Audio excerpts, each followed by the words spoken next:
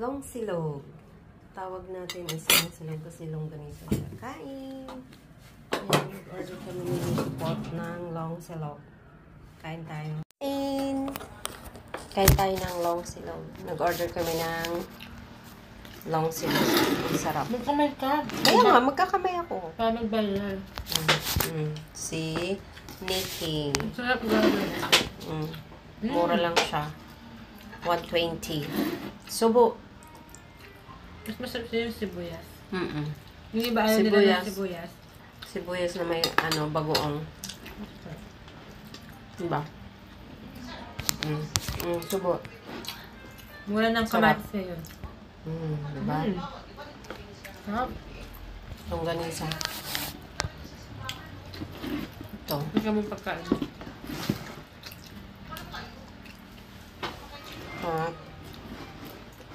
Lalo na pag nagkakamay. Diba?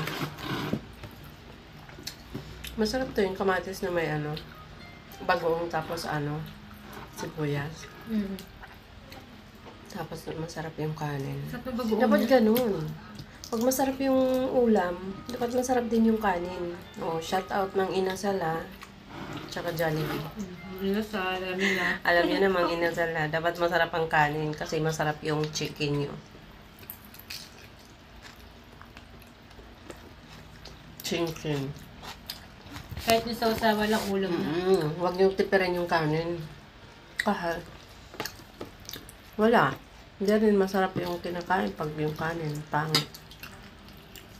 Ito sino yung kagabi? Nakakabigat ka dyan yung kanin. Ano? Ang dami. Marami silang kanin. Mabigat siya. May isang age.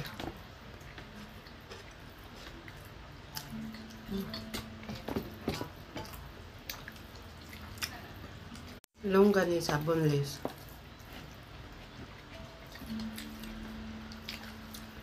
Boneless longganisa. Ha? Oo nga. Malaki yung bangus kapag ano. Ko alam. Siguro maliit lang yun. Mabis ako sa kanin. Sinakalik niya lang sa Simot. Simot.